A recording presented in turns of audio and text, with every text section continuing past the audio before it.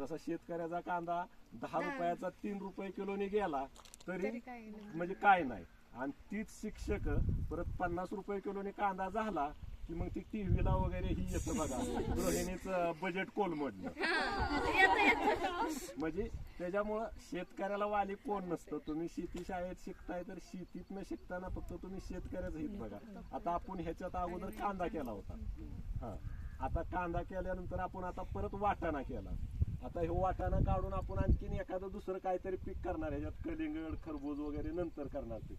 म्हणजे जो खर्च आहे ह्या डाळिंबीला जो करावा लागतोय खर्च, पेस्टिसाइडवर असेल, परत तुमच्या खतावरती असेल, मशागती वस्तूवरती असेल, ह्या कांद्याचं ह्याचं वरचं जे उत्पादन निघतं त्याच्यातनंही खर्च काढायचा. आणि ज्यावेळेस आणखीन 6 महिन्यानंतर 1 वर्षानंतर मग ह्याच्यात कुठलं पीक करायचं नाही.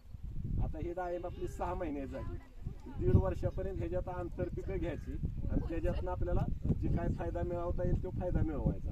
आपण ती जी डाळिंब आहे त्या डाळिंबीत अगोदर भुईमुग केला होता डाळिंब लावताना, परत भुईमुग काढल्यानंतर आपण त्याच्यात वाटाणा केला, वाटाणा काढून आता आपण त्याच्यातला कांदा विकला. आणि आता इथनं पुढं आपण त्याच्यात काय करणार नाही, कारण येणाऱ्या डिसेंबर महिन्यात आपण ती बाग धरणार आहे.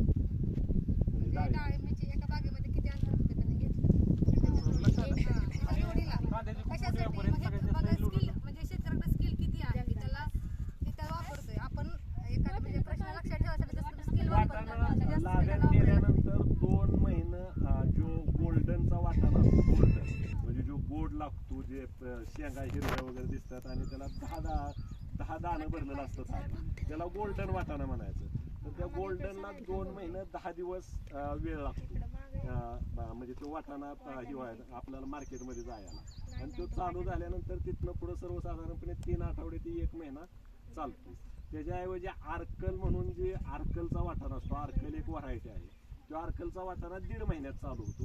पण त्याचं उत्पादन हे जे आपल्याला सर्वसाधारणपणे गोल्डनच्या 40% उत्पादन निघतं, त्याच्यामुळे तो परवडत नाही. हा गोल्डन आहे का? हा गोल्डन आहे. आणि ह्याची रोप नाही, रोपं नाही. आपण आता ही केलं म्हणजे ही जी मल्चिंग आहे त्या मल्चिंगला फुलं पाडून आणली, आता आपल्याला कसं होतं त्याच्यात आता तुम्हाला पाणी लावं लागत नाही.